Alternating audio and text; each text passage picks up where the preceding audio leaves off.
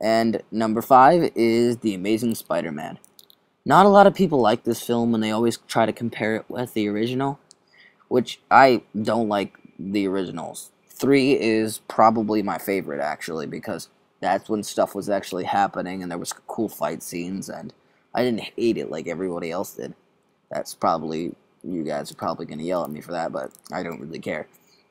This movie has likable characters, has a pretty good villain up until about the end where everyone starts to not care about him anymore. And then the romance between Gwen and Peter is really good. And what else?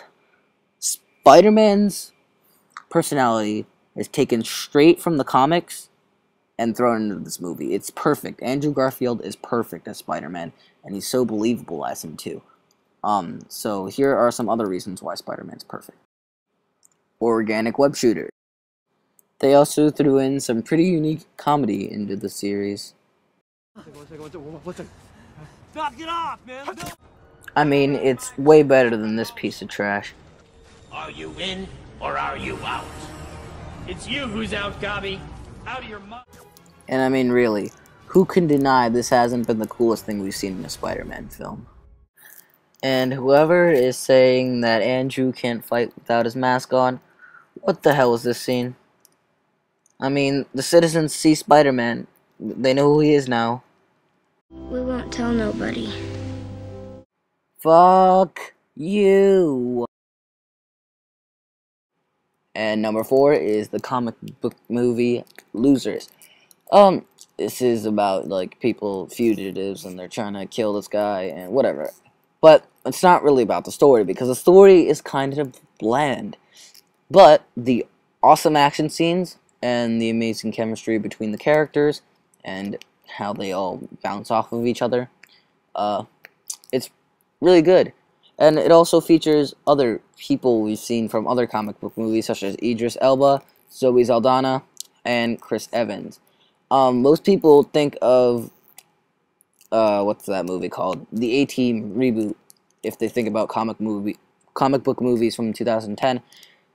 Even though this one was much better. I really enjoyed this one, and I'm surprised that not a lot of other people agree with me. On to number 3.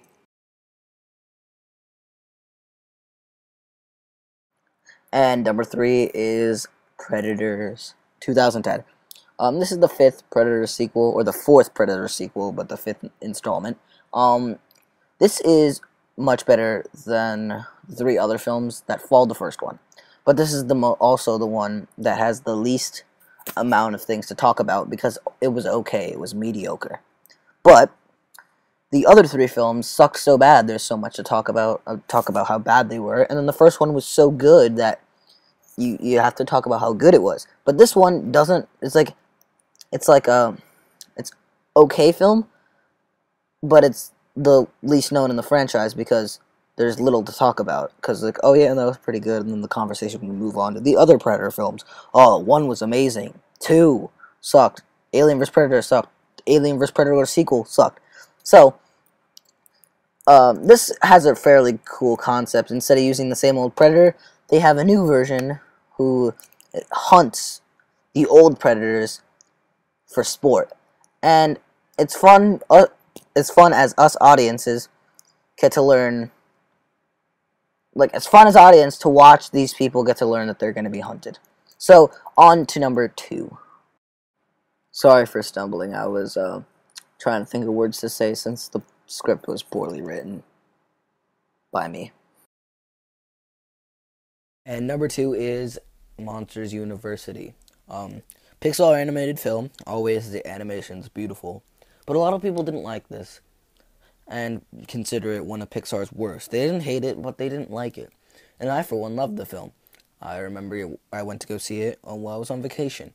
I liked it because, like, it didn't favor the old films too much.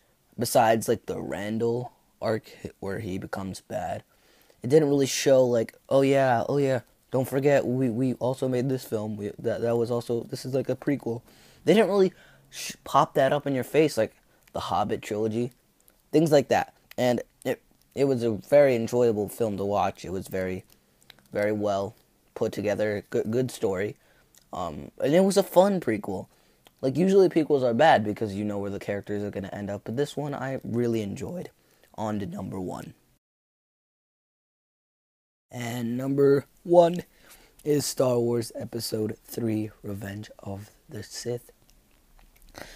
This is the first Star Wars movie I've ever seen, and is the only one that I got to see in theaters. I was only 4. That is where I fell in love with Star Wars.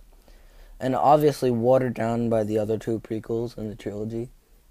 It was kind of sad to see that this one got a lot of hate, even though it was the best, and also, in my opinion, better than Episode 6. It had cool lightsaber fights, cool visuals, effects that still hold up today. The acting was better, still wooden, but better, and has very iconic scenes like Order 66 and the making of Darth Vader.